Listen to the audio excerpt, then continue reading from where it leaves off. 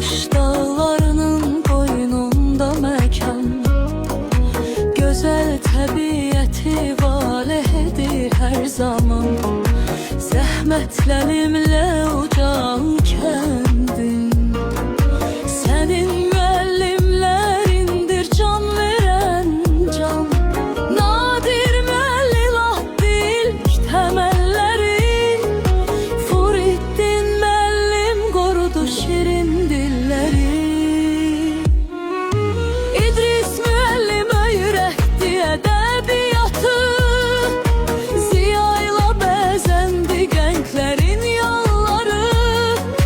Nəsir müəllim rəqəmlərlə qurdu bir dünyanı, Neymət müəllim dildə yaşatdı hər anı.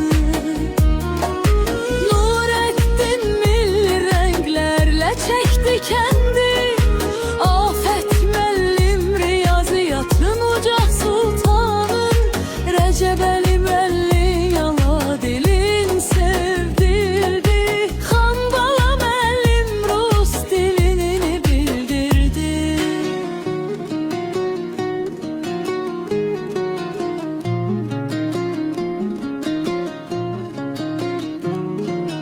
Sahib müəllim biyologiya sirrini açdı, Sabir müəllim körpə üzü güldürdü, Möhtəmən müəllim hesabla verdi dərsi, ucaldı kəndimin elmi sədası səsi.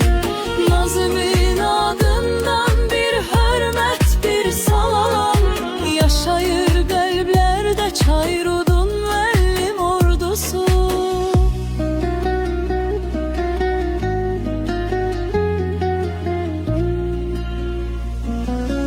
İdris müəllim öyrətdi ədəbiyyatı, Ziya ilə bəzəndi gənclərin yolları.